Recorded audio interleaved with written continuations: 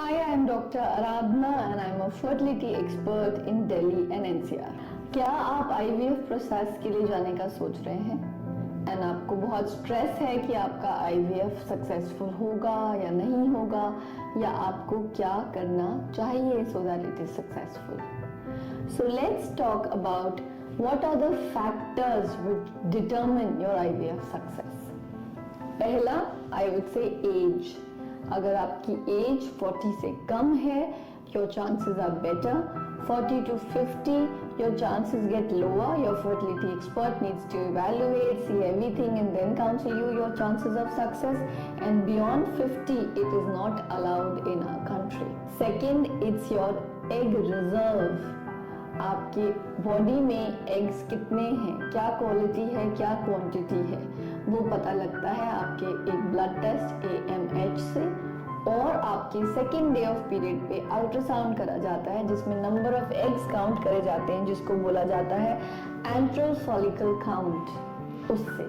Third, it's the sperm.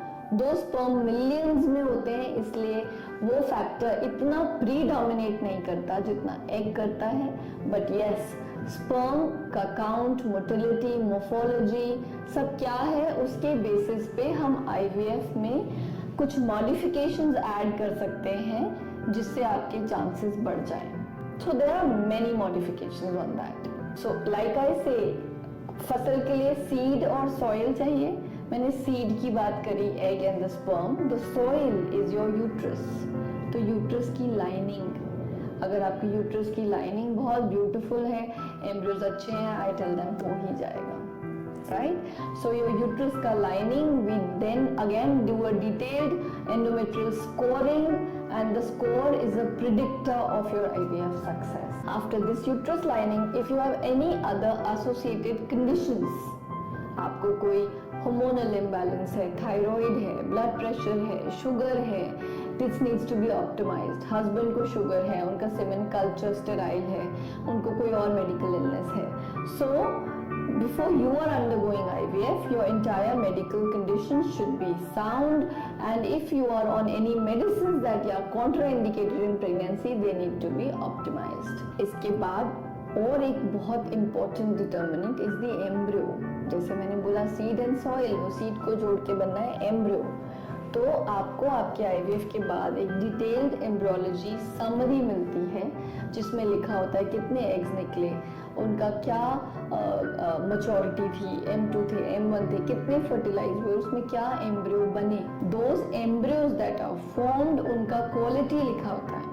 The grading of the embryo is a very vital parameter which will determine your IVF success. Embryo कौन से दिन का था, तीसरे दिन का या पांचवें दिन का, और जो तीसरे दिन का था उसका क्या ग्रेड था, पांचवें दिन का क्या ग्रेड था। And then if you have a history like you have multiple IVF failures, then we need to, your clinician needs to really put in her brain to understand why you had failures, to evaluate them and to rectify. Again, with the advent of so many awesome technologies, practically every patient can get pregnant, and we cannot give you everything available in the basket. We have to take your cost also into the factor, so we have to individualize what you need.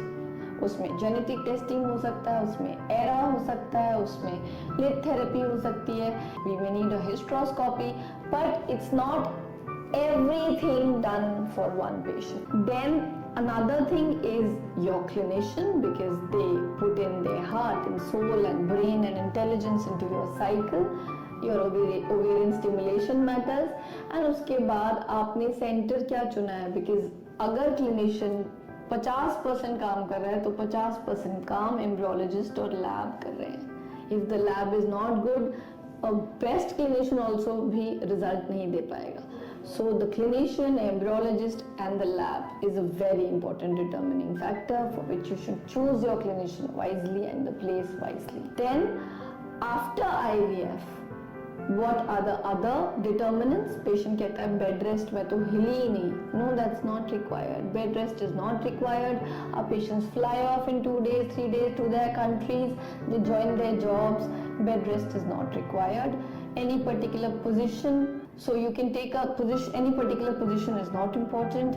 उसके अलावा क्या खाएं, एक संतुलित आहार, a good diet with antioxidants, fibers, you should take, avoid constipation and maintain a healthy lifestyle, no smoking, no vices, no alcohol and no stress.